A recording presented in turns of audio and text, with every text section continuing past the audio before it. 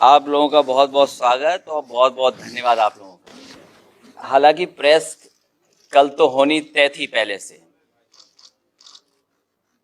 कल भी बातचीत हो सकती थी, लेकिन कल कुछ और रूप में प्रेस हो रही है, इसलिए मैं चाहता था कि कुछ बातें आज आप लोगों से हो जाएं।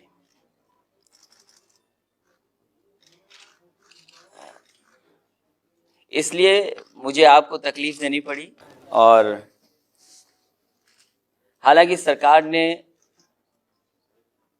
व्हाइट पेपर की एक किताब बना करके जनता के बीच में रखी है, श्वेत पत्र अपना जारी किया है, और श्वेत पत्र में जो पन्ने पलटे मैंने और जो सरकार का कामकाज है उसके बारे में मैं कह सकता हूं, ये सफेद झूठ की किताब है, व्हाइट लाइज। और फिर मान लीजिए मुझसे कोई उम्मीद करे कि मैं मंत्रों का उच्चारण करूं, मुझसे कोई उम्मीद करे कि पूजा कैसे की जाती है उसकी व्यवस्था करूं या जानकारी करूं, तो शायद मैं नहीं कर पाऊंगा। इसी तरह मुख्यमंत्री जी से लगता है सरकार का कामकाज और सरकार कैसे चलनी चाहिए वो शायद थोड़ा दूर रह रहे हैं उससे, क्योंकि श्वेत पत्र का अगर पन्ने हम पलटें, पहले तो ये सरकार 1 महीने के अंदर ही श्वेत पत्र लाना चाहती थी। क्या वजह है कि सरकार को 6 महीने लग गए आते आते श्वेत पत्र को लाते लाते 6 महीने लग गए। और उस समय जिस समय सरकार का ये दावा है कि पहले चरण का हम किसानों को कर्ज माफी का भुगतान कर चुके हैं, कोई ये कहे कि मैं मजाक कर रहा हूं किसानों के साथ, वो गालिब का शेर, हालांकि वो गालिब का शेर आना चाहिए। उम्र भर हम ये गलती करते रहे, धूल चेहरे पे थी और हम आईना साफ करते रहे।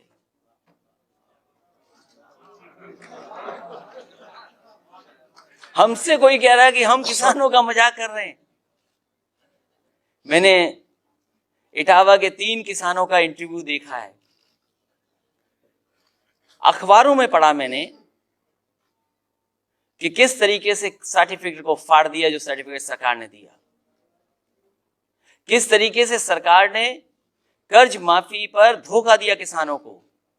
हमें वो दिन आज भी याद है जिस समय केंद्र सरकार और भारतीय जनता पार्टी ने दावा किया था, जनता के बीच में चुनाव में कहा था कि हम सब कर्ज माफ कर देंगे।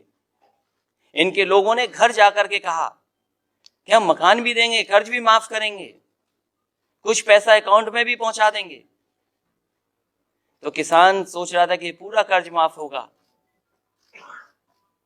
देश के इतिहास में, दुनिया के इतिहास में और लोकतंत्र के इतिहास में कभी भी किसानों का पैसे में कर्ज माफ नहीं हुआ होगा। वो भी उदाहरण भारतीय जनता पार्टी ने पेश कर दिया। असली धोखा और मजाक अगर किसी ने किया है तो भारतीय जनता पार्टी की सरकार ने किया है, और यहां की सरकार ने इसलिए भी किया है, इन्होंने बहुत दावा ठोका कि किसानों का हम कर्ज माफ कर देंगे, 36,000 करोड़ रुपए और इतने लाख किसानों का हम कर्ज माफ करेंगे। अब तो सच्चाई सामने है। जो किसान कह रहा है, कभी किसान की सुन लेना, किसान कह रहा खुद कि मेरे साथ मजाक हुआ है, मेरे साथ धोखा हुआ है। और पैसे कोई समाजवादियों ने नहीं दिए, पैसे को देने का काम अगर किसी ने किया है तो भारतीय जनता पार्टी की सरकार और उन अधिकारियों ने दिए हैं पैसों के सर्टिफिकेट। कम से कम कुछ सर्टिफिकेट मुख्यमंत्री खुद देख लेते। उन्होंने लगता है कोई सर्टिफिकेट नहीं देखा, इतनी जल्दी में थे, इतनी उपलब्धि की खुशी में थे कि लग रहा था कि सब किसान खुश हो जाएगा, इसलिए उन्होंने सर्टिफिकेट पे नहीं देखा कि कितना पैसा लिखा हुआ है, सीधा सीधा दे दिया। और फिर बात तो पूरे कर्ज माफ की थी, कर्ज तो पूरा माफ होना चाहिए था किसानों का, उसके परिवार की मदद होनी चाहिए थी, कहीं कुछ नहीं हुआ है। इतना बड़ा धोखा सरकार ने दिया है।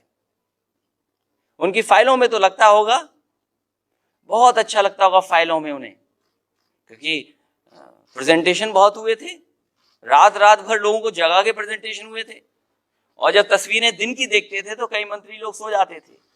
लगता है जब सर्टिफिकेट बने होंगे तो कुछ लोग सो गए होंगे, जब छपे होंगे तो कुछ लोग सो गए होंगे, और जब सर्टिफिकेट दिया होगा तो आंख बंद करके सर्टिफिकेट दे दिया होगा।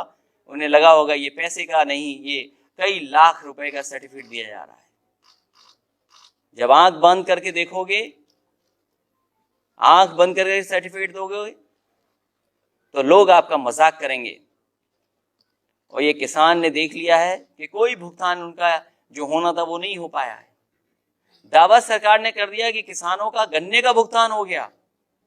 हमें तो कोई जानकारी ये दे रहा है कि गन्ना मंत्री जी के क्षेत्र में, उनके जिले में ही अभी चीनी मिलों ने भुगतान नहीं किया है। कई चीनी मिल मालिक तो ऐसे हैं, पुलिस भेज दो, कार्रवाई कर दो, तब भी पैसा नहीं देते हैं। कम से कम इन्होंने कहा था कि हम 15 दिन के अंदर किसानों का बकाया भुगतान कर देंगे। बताओ अभी कुछ भुगतान बाकी बचा है कि नहीं बचा है? आपने श्वेत पत्र जारी किया है, और अगर किसानों का भुगतान बाकी है तो इसका मतलब ये सफेद झूठ आपने बोला है।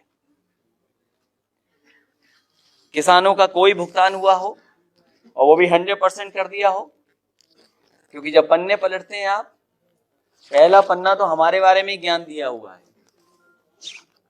पूरा पहला पन्ना अगर हम पढ़ते हैं और आखिरी तक हमारे ही पन्ने की बातें हुई हैं, और फिर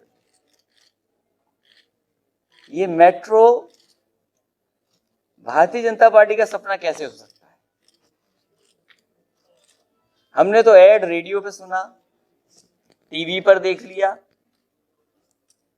कहा कि ये सपना भारतीय जनता पार्टी का था और मेट्रो वो सपना हकीकत जमीन पर उतार दी। कमाल का सपना देखते हो। आपने सपना वाराणसी का क्यों नहीं देखा? आपने सपना कानपुर का क्यों नहीं देखा? और फिर सपना देखा खुली आंखों से दिन में कोई सपना देखता है? मुख्यमंत्री जी ने ऐसा दिन में सपना देखा और कहा कि हम झांसी में और गोरखपुर में मेट्रो बनवा देंगे। मैंने उस समय भी कहा था, फिर कहता हूं और लगातार कहूंगा ये बात कि और मेट्रो बने ना बने, क्योंकि प्रधानमंत्री जी के क्षेत्र में नहीं बन रहा है। अगर उनकी मेट्रो नहीं बन रही तो प्रधानमंत्री जी क्लास लेंगे, उसके लिए हम कुछ नहीं कह सकते।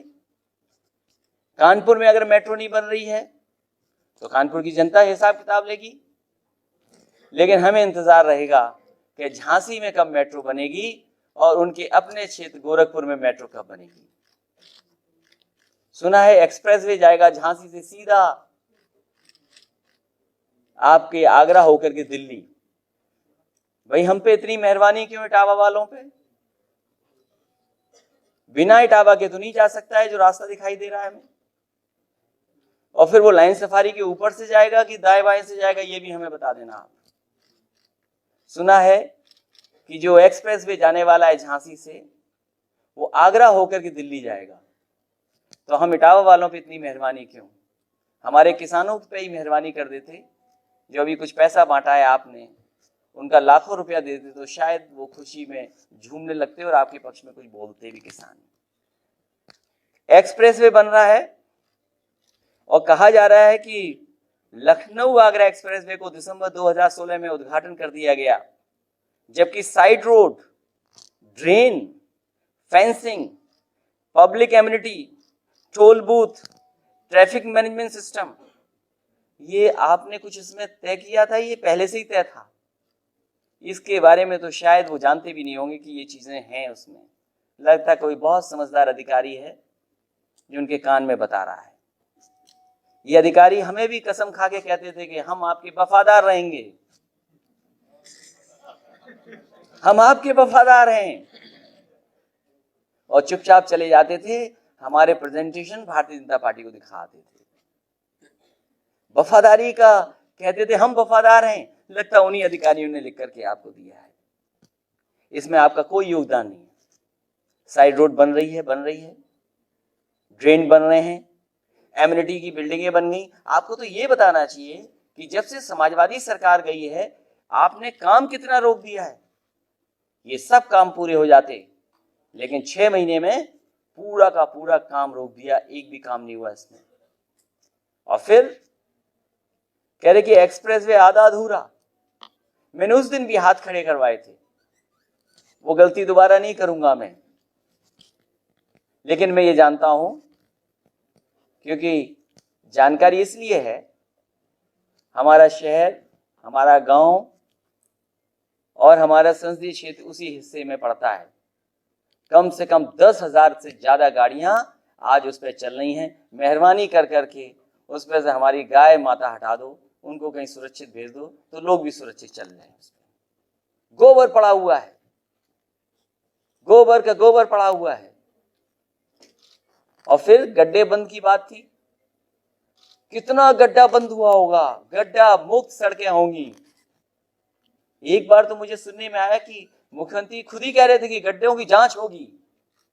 तो कैसी है सरकार कि मुख्यमंत्री अपने उप मुख्यमंत्री की जांच करें, और उप मुख्यमंत्री पिछड़े हैं, वो हर चीज में पिछड़ गए। शास्त्री भवन में गए थे, कुर्सी पे बैठ गए थे, नाम लिख लिया था, उसके बाद नाम की तख्ती उठा करके फेंक दी गई उनकी। ये भी श्वेत पत्र में आता तो अच्छा लगता कि उप मुख्यमंत्री शास्त्री भवन में बैठ गए थे, उनकी तख्ती हटा दी थी। श्वेत पत्र में ये भी अगर आता कि दाल में हम कितना नमक डालें तब अच्छी लगेगी, तो शायद उससे उत्तर प्रदेश का भला हो जाता। नमक की मात्रा पता लग जाती कि नमक की मात्रा कितनी होनी चाहिए।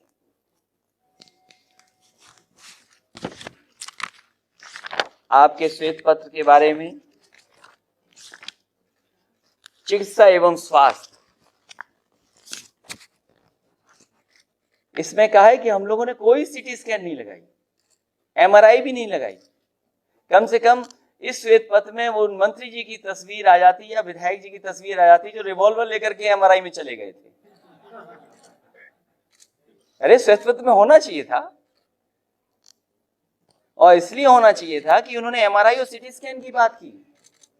वो बात पूरी तब तक नहीं हो सकती जब तक वो बीजेपी के जो नेता थे उनकी रिवॉल्वर की तस्वीर एमआरआई वाली न छपती। कितने अच्छे वो थे कि उन्होंने एमआरआई की मशीन का नुकसान कर दिया।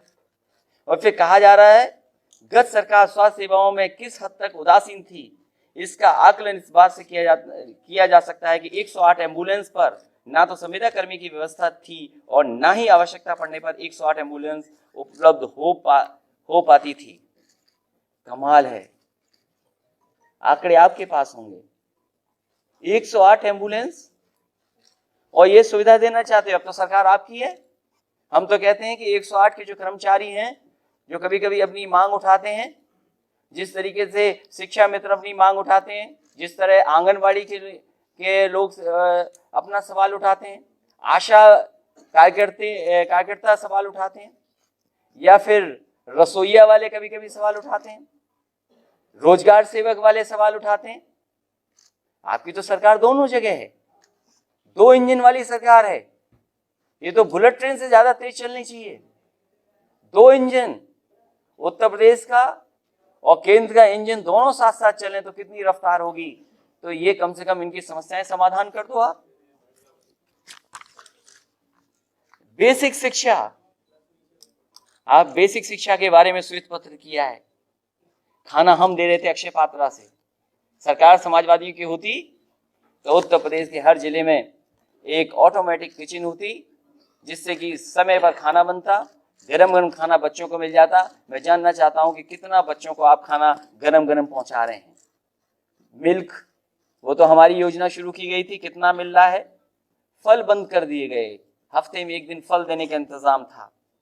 बैग पे कितना काला लगाया आपने, उसके बावजूद भी हमारा नाम नहीं छिपा पाए, और वो पोल खुल गई जाके गुजरात में आपकी। शिक्षा मित्रों के बारे में मैं कह चुका हूं, इतना अपमानित शिक्षा मित्र कभी नहीं हुए होंगे जितना शिक्षा मित्र अपमानित हुए हैं इस सरकार में। हमने सम्मान दिया, लेकिन अब उनका सब सम्मान छीन लिया सरकार ने, क्योंकि जांचें हो रही हैं, रिवर फ्रंट जांच, अच्छी बात है, जांच हो जाएगी, सच्चाई और सफाई सब सामने आ जाएगी। कम से कम दूसरे हिस्से में भी काम चलता रहता तो ठीक रहता, चाहे लखनऊ की सुंदरता उससे बढ़ जाती। हम तो एक उन्हें सुझाव देंगे, हमने 18 लाख लैपटॉप दिए थे, उससे ज्यादा। आप एक बार सब बच्चों से लैपटॉप वापस ले लो, जात पूछ लो, धर्म पूछ लो, क्योंकि आपकी भाषा ये है कि हम हर योजना जात के आधार पर चलाते हैं, हम हर योजना धर्म के आधार पर चलाते हैं। अरे कभी जाओ नदी के किनारे, शाम को देखना नजारा क्या है, और नजारा और अच्छा देखना है तो लाइट ऑन कर देना, फुब्बारा चला देना, तब नजारा नजर आएगा कि नजारा क्या है। इसलिए हमारे पीछे पड़े हो कि हमने साबरमती से अच्छा क्यों बना दिया। इसलिए कम से कम मुख्यमंत्री जी को जाना चाहिए। मैंने तो उप मुख्यमंत्री जी को कहा था, उप मुख्यमंत्री जी को इसलिए कहा था कि उनकी नई नई शादी हुई थी। मैंने कहा कि आप नदी के किनारे जाओ, सेल्फी खिंचवा के आओ, तो लगेगा कि कितना नया और अच्छा नदी का किनारा हमने बनाया है। मैं तो कहूंगा कि उत्तर प्रदेश में सैनिक स्कूल एक आया था, कांग्रेस के सहयोग से हमने 3 सैनिक स्कूल बनाना शुरू कर दिए थे। कम से कम ये सरकार बताए आने वाले वक्त में उत्तर प्रदेश में कितने सैनिक स्कूल आएंगे। मॉडल स्कूल बन के तैयार हैं, हम चलाना चाहते थे पीपीपी पे। आपको पीपीपी पे चलाने का शौक है क्योंकि मेट्रो पीपीपी पे आप दे रहे हैं, तो कम से कम ये मॉडल स्कूल कैसे चलेंगे, उसका इंतजाम कौन करेगा, वो शायद श्वेत पत्र में नहीं आई बातें। आपके सेंट्रल स्कूल कितने आएंगे, कम से कम हमें ये बता दें कि कितने सेंट्रल स्कूल आप लाने का काम करेंगे। उस शिक्षा की बात की, जो यूनिवर्सिटियों को पैसा मिला वो भी रोक दिया। हमारे स्पीकर साहब सिद्धार्थ नगर में यूनिवर्सिटी बना रहे थे, वो जानते होंगे कि कितना बजट आया होगा, कितना बजट मिला है उन्हें, उनका बजट भी काट दिया। वो यूनिवर्सिटी कब पूरी होगी, उसमें नेपाल के बच्चों के लिए भी हॉस्टल बनाए जा रहे थे। वहीं गोरखपुर में भी हमने दिया, हॉस्टल दिया था, कम से कम वो बच्चे जो नेपाल के पढ़ने आना चाहते हैं वो पढ़ के आ जाएं। पूर्व प्रधानमंत्री चंद्रशेखर जी के नाम पर हमने यूनिवर्सिटी दी थी बलिया में, उसका भी पैसा काट दिया। हम तो जानना चाहते हैं सरकार कितनी और नई यूनिवर्सिटी लेकर के आएगी। वो मैंने भी प्राइवेट यूनिवर्सिटियों की बात नहीं की है, केवल सरकारी यूनिवर्सिटियों की बात की है। AKTU में जितना सरकार कर सकती थी सरकार ने किया। जिस म्यूजियम का आपने उद्घाटन किया उसका शिलान्यास और उसका काम अगर किसी ने किया था तो समाजवादी लोगों ने किया था। अब्दुल कलाम साहब के नाम पर जो म्यूजियम, जो उनके बारे में सजावट हुई थी, आपने तो हमारा नाम भी नहीं लिया। नाम कैसे ले लेते जब सपना ही आपका था। वो भी कलाम साहब के बारे में यूनिवर्सिटी में जो बना वो भी सपना आपका था। कमाल के लोग वो सपना कैसा देखते हो, दूसरे का सपना अपनी आंखों में देखने लगते हो। चिकित्सा शिक्षा, हमने इंतजार रहेगा कि कितने मेडिकल कॉलेज बनाओगे। समाजवादी सरकार लगातार नेताजी से लेकर के हम लोगों ने बड़े पैमाने पे मेडिकल कॉलेज बनाए हैं। सैफई का मेडिकल कॉलेज शानदार मेडिकल कॉलेज और यूनिवर्सिटी बनकर के तैयार हो गई है, चल रही है। ये लोहिया इंस्टीट्यूट नेताजी ने शुरू किया था, मैं इसको मेडिकल कॉलेज तक लेकर के चला गया। इन्होंने भी सपना देखा, और सपना क्या देखा, उद्घाटन किया हुई चीज को उद्घाटन कराए। यहाँ के मेयर साहब थे, हम उनके बारे में नहीं कुछ कहना चाहते हैं, शायद मुख्यमंत्री जी को नहीं पता होगा, वही वफादार अधिकारी कोई आया होगा, वो खान में कहा होगा कि अभी उद्घाटन नहीं हुआ है, इसका आप मूर्ति लगा करके उद्घाटन कर दो। और लोहिया इंस्टीट्यूट जो मेडिकल कॉलेज बन गया है उसमें दरवाजे पर एक प्रतिमा लगा दी पूर्व हमारे मेयर राय साहब को, उनको पता भी नहीं होगा, और वो हो गया कि उद्घाटन उन्होंने किया है। कन्नौज का मेडिकल कॉलेज, जालौन में मेडिकल कॉलेज, बांदा में मेडिकल कॉलेज, आपका चंदौली में बनना है मेडिकल कॉलेज, बिजनौर में बनना है, बदायूं में बनना है, अरे आजमगढ़ में बनना है, जौनपुर में बन रहा है मेडिकल कॉलेज। और गोरखपुर में हमने दिया 500 बेड का अस्पताल, 200 बेड का जो जैपनीज इंसेफेलाइटिस का जो वार्ड बना हुआ है वो भी हमने और अहमद साहब ने उसका उद्घाटन किया है। MRI दी, CT स्कैन दिया वहां पर, और ये 500 बेड का वहां अस्पताल बन करके तैयार है। लेकिन कमाल के मुख्यमंत्री हैं, अपने ही जिले का काम नहीं कर रहे हैं। कम से कम 6 महीने में तो उसको बना के तैयार कर देते। मैं जानना चाहता हूं कि उनको कौन सी कलम रोके हुए है कि जो अपने ही 500 बेड का अस्पताल जो बच्चों के लिए बना था वो पूरा नहीं कर रहे हैं। और जहां सुंदरता की बात कर रहे हो, तालाब, हमारी गोमती खराब है, वहां फुब्बारे नहीं लगेंगे, नाव नहीं चलेगी। लेकिन आप अपने तालाब में हमारी ही नकल कर करके नाव चलाने का प्रयास करोगे। वो सुंदरता अगर किसी ने की थी तो याद होगा, आजम खान साहब मंत्री थे, हम लोगों ने उस तालाब पे काम करना शुरू कर दिया था। देखते हैं मेडिकल कॉलेज कितने बनते हैं, क्योंकि इनके मंत्री ने कहा कि हम डॉक्टरों की संख्या बढ़ा देंगे, बिना मेडिकल कॉलेज, बिना पैरामेडिकल के। और फिर सैफई के मेडिकल कॉलेज में, हालांकि पुलिस कप्तान के घर पे तो घुसी जाती है बीजेपी के लोग। आपके पास तस्वीरें आई होंगी, सैफी के वाइस चांसलर की गाड़ी उल्टी कर दी, जो गमलों में पेड़ लगे थे वो पेड़ तोड़ दिए, शीशे तोड़ दिए, घरों में घुस गए। आपकी सरकार है, कानून व्यवस्था नंबर 1 पर है, वो बाद में बात करेंगे। बिजली का सवाल, कहा कि हम इतने लाख गांव में बिजली लगा चुके हैं, कनेक्शन दे दिए हैं, और इतने करोड़ कनेक्शन करेंगे। कम से कम ये तो बता देते कि जो गांव में कनेक्शन लिए उनको बिजली पहुंचा रहे हैं, आपकी नहीं पहुंचा रहे हैं। और फिर लखनऊ में ही बिजली जाने कितनी बार आती हो जाती है, लखनऊ जैसे शहर में।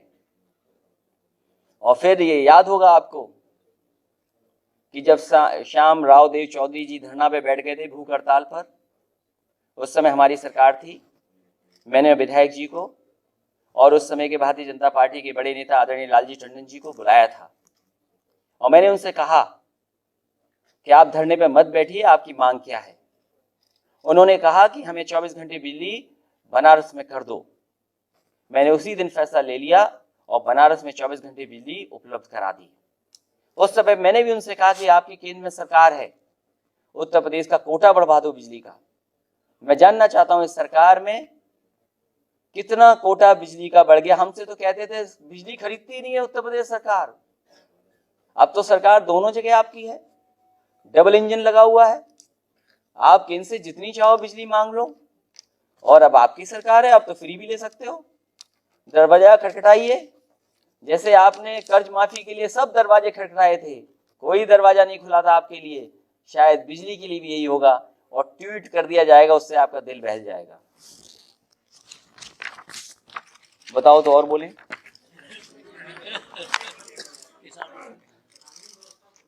अब खनिज पे तो हम इसलिए नहीं कहेंगे, अभी रुक जाइए।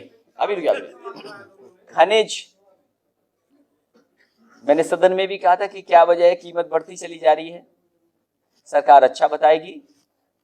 मुझे तो याद है बांदा का एक दिन में देख रहा था और अखबारों में भी पढ़ा था मैंने कि वहां पर आंदोलन कर दिया था ढोने वाले लोगों ने, और उसके बाद आंदोलन जैसे तैसे खत्म हुआ, ओवरलोडिंग खत्म हो गया शायद, लेकिन ओवरलोडिंग फिर शुरू हो गई। जब ओवरलोडिंग चल रही थी, रोकने का काम चल रहा था, तो बहुत प्रचार किया गया ओवरलोडिंग नहीं हो सकती है। बताओ ओवरलोडिंग हो रही है कि नहीं हो रही है? सुनने में आ रहा है कि ओवरलोडिंग फिर शुरू हो गई है। कुछ कारोबार ऐसे हैं जिनमें सरकार को पूरी ताकत लगा देनी चाहिए, तब रुक पाएगा वो कारोबार। लेकिन जब सरकार के ही लोग करें तो फिर आप क्या कर सकते हो उसमें? शायद खनिज और खनन में कुछ साथी हैं सरकार के ही लोग लगे हुए हैं, मुख्यमंत्री जी बेहतर समझते होंगे क्योंकि उन पे अधिकारी बड़ी संख्या में हैं और वफादार अधिकारी उनके पास हैं जो कान में ठीक बात बता देंगे उनको। जितना काम समाजवादियों ने किया है मथुरा में, मथुरा, वृंदावन, गोवर्धन, बरसाना, और चाहे अयोध्या और चाहे काशी, इतना शायद ये सरकार नहीं कर पाई है। मैं तो कहता हूं कि आंकड़े निकलवा लें कि ओलावृष्टि में पैसा कितना दिया था। अभी जो बट पाया है पैसा, ओलावृष्टि में ज्यादा पैसा दिया था, किसानों का कर्ज माफी में कम पैसा बटा है। वहां पे नदी का किनारा लखनऊ से सुंदर बनने जा रहा था, वृंदावन के घाट भी सुंदर हो जाते, वो भी रोक दिए गए। वृंदावन में नाले में बदबू आती थी। इस्कॉन टेम्पल से लेकर के जो अक्षय पात्रा का जो मंदिर है और जो मुख्य है, वहाँ पार्किंग से लेकर के तमाम इंतजाम अगर किसी ने किए तो समाजवादी सरकार ने किया है। गोवर्धन जहाँ परिक्रमा लगाते थे, सबसे ज्यादा लोगों को सहूलियत, पार्किंग, जो जन सुविधाएं होती हैं उनका इंतजाम अगर किसी ने किया तो समाजवादी सरकार ने किया है। सबसे ज्यादा रोडें स्वीकृत की हैं। केवल मुख्यमंत्री ये बता दें कि उसमें उन्होंने बजट कितना दिया है ये बता दें हमें। हमने बजट ज्यादा स्वीकृत किया था या मुख्यमंत्री ने बजट ज्यादा दे दिया था? ये बहुत ही धार्मिक हैं, ये ठप्पा और ठेका लिया हुआ है इन्होंने धर्म का। हम जानना चाहते हैं, केवल हम अपने भगवान कृष्ण भगवान के बारे में जानना चाहते हैं कि ये बताओ कि इस सरकार ने ज्यादा काम किया है कि पुरानी सरकार ने ज्यादा काम किया है, और हिसाब किताब श्वेत पत्र जैसा हो कि 6 महीने में या उससे पहले सरकार ने किसने ज्यादा पैसा दिया है वृंदावन और कृष्ण भगवान के लिए, इस सरकार ने कि हमने। और यही बातें आगे की भी हैं। इसलिए पर्यटन के लिए जितना काम हमने किया समाजवादियों ने उतना नहीं कर सकते थे। ये जो प्रधानमंत्री आवास योजना, लोहिया आवास योजना में 3,05,000 थे। हम अपने तमाम गरीबों को कहना चाहते हैं, ये झांसे में मत आइए, बहकावे में मत आइए, समाजवादियों की तरफ देखिए। समाजवादियों ने 3,05,000 का दिया था घर। जब कभी हमें सत्ता में मौका मिलेगा, हम गरीबों को अच्छा घर देंगे, जिससे कम से कम वो भी साफ सुथरे अच्छे माहौल में रह सकें, बिजली का इंतजाम भी उनका मुफ्त हो, जो लोहिया आवास जिस तरह हम दे रहे थे। महिला कल्याण एवं विकास, रानी लक्ष्मीबाई अवार्ड अगर किसी ने बनाया था तो मुझे याद है हमने बनाया था, और उसमें हमारा सहयोग सांसद डिंपल यादव जी ने भी किया था। और उस समय जो प्रमुख सचिव अधिकारी थी, मैं उनको बधाई देता हूं कि उनकी मेहनत और उनके परिश्रम की वजह से इतना बड़ा अवार्ड बहुत अच्छे तरीके से चलाया गया था। इन्हें बहुत लगता है कि हम जात के आधार पर काम करते थे, धर्म के आधार पर काम करते थे। हम तो उनसे कहेंगे कि सभी अवार्ड एक बार फिर वापस ले लो, रानी लक्ष्मीबाई वाले चेक कर लो, जांच कर लो और फिर वापस कर देना उनको दोबारा। रानी लक्ष्मीबाई सम्मान कोष अगर किसी ने शुरू किया था तो समाजवादी सरकार ने शुरू किया था। आप तो थोड़ा कंजूसी से काम करते हो, हमारा थोड़ा दिल बड़ा था, हम मदद करते थे, और गरीबों की मदद करना ही सरकार की जिम्मेदारी है। बच्चों के भी स्वास्थ्य के बारे में चिंता करना सरकार का काम है, गरीब की देखभाल करना भी सरकार का काम है। एयरपोर्ट, हम 2 एयरपोर्ट मांग रहे थे, जेवर फाइल देखने और आपका आगरा में। हमें कोई एनओसी नहीं दी गई। जिस तरह मेट्रो में एनओसी नहीं दी गई, उसी तरह केंद्र सरकार ने हमें कोई एनओसी नहीं दी, जिसकी वजह से हम आगरा में एक नया एयरपोर्ट बना देते। जेवर में एयरपोर्ट फाइल मंगवा करके देख लें, वो प्रस्ताव दोबारा किसने भेजा था उसकी भी जानकारी आपको हो जाएगी। समाजवादी सरकार ने जेवर के एयरपोर्ट का दोबारा प्रस्ताव भेजा था। अब देर लगाना काम है उनका, मेट्रो को देर कर दिया, वो तो आप जानते हैं किस देर कर दिया। आबकारी विभाग के बारे में हम कुछ नहीं कहेंगे, ये छोड़ दीजिए। और अल्पसंख्यक कल्याण के बारे में बहुत चिंता है। ये लगता है आप भी तुष्टीकरण में फंस गए। अल्पसंख्यक कल्याण में कह रहे हैं कोई काम नहीं हुआ, हम करेंगे काम। अरे आप क्यों तुष्टीकरण कर रहे हो? आपको किसने अधिकार दिया तुष्टीकरण करने के लिए? और फिर वन एवं वन्य जीव, आपके यहाँ जो चिड़ियाघर बन रहा है, कम से कम उस चिड़ियाघर को अच्छा बना लो। गोरखपुर में हमने ही चिड़ियाघर पुरानी सरकार ने दिया था, उसको काम आगे बढ़ाया था। सुना है कि हमारे सारस संरक्षण वाला केंद्र भी इन्होंने छीन लिया। हालांकि 4 भालू ले आए वहां पर, हिरन एंटीलोप्स ले आए, लायंस ले आए, और पहली बार उत्तर प्रदेश में हुआ होगा एसिटिक लायंस का ब्रीडिंग हुई है पहली बार, और 2 बच्चे शेर के वहां पर खेल रहे हैं और बड़े हो रहे हैं वहां पर। लेपर्ड सफारी बन के तैयार है, लगभग उसकी परमिशन का इंतजार है। सोच लीजिए, हमने लायन सफारी में एक परमिशन के लिए 1 साल गुजारा है। अगर हमें कोई जानवर रखना होता था, हमें भटकना पड़ता था, हमारे अधिकारियों को लगातार हवाई जहाज में बैठा के दिल्ली भेजना पड़ता था, तब बड़ी मुश्किल से जाकर के हमें परमिशन नहीं मिल पाई थी, तब हम कहीं उद्घाटन उसका कर पाए थे। अब तो सरकार इनकी है, हम 5 जानवर ले आए, 5 जानवर आप भी ले आओ। और अगर आपको न सूझबूझ में आए कोई जानवर तो भाई हमसे पूछ लेना, हम भी अच्छे जानवर बता सकते हैं, राय बता सकते हैं। वो 2 बच्चे हैं उनके शेर वाले। दुग्ध विकास में हम जानना चाहते हैं दुग्ध विकास में क्या काम किया है। समाजवादी सरकार ने 2 अमूल के बड़े बड़े प्लांट लगाए थे, और वो प्लांट इसलिए नहीं लगे थे कि भारतीय जनता पार्टी का कोई योगदान था। वहां के लोग उत्तर प्रदेश का बाजार और उत्तर प्रदेश का उत्पादन देख रहे थे कि दूध की पैदावार यहाँ पर ज्यादा है, इसलिए उन्होंने अमूल के 2 प्लांट लगाए थे। और जो पी करके आप छाछ आए थे, कम से कम धन्यवाद तो मुझे दे देते। कमाल की सरकार है, धन्यवाद भी नहीं देती है। हमारे एमएलसी ले लिए, उसी के धन्यवाद दे देते। अब तो शपथ भी ले लिया आपने छाछ पिया और धन्यवाद भी नहीं दिया। वो तो प्लांट हमने ही लगवाया था, 2 पराग के प्लांट, एक मदर डेयरी का प्लांट। और पराग को सबसे ज्यादा अगर बजट पे आंकड़ों में पैसा किसी ने दिया तो समाजवादी सरकार ने दिया, जिसमें पाउडर से लेकर के दूध उत्पादन से लेकर के, और हमने कन्नौज में इंतजाम किया था कि अगर बाबा रामदेव गाय के दूध को से मक्खन या घी बना करके कारोबार कर रहे हैं तो हम भी कन्नौज में एक गाय का प्लांट लगा करके पराग की तरफ से गाय का दूध से मक्खन और गाय के ही दूध से घी बना करके बाजार में कारोबार करेंगे। लेकिन ये सरकार ने रोक दिया उसको भी। कम से कम गाय के मक्खन का मामला है, घी का मामला है, वो तो चालू करो। और वो भी हमें कन्नौज में नहीं तो अपने गोरखपुर में शुरू कर लो, कहीं तो कर लो शुरू। इसलिए दुग्ध विकास के बारे में मैंने बोला, कामधेनु डेयरी की तारीफ न केवल आपके देश में हुई थी बल्कि दुनिया के दूसरे हिस्सों में भी कामधेनु डेयरी जैसी परियोजना के बारे में अच्छी बातें कही गई थी।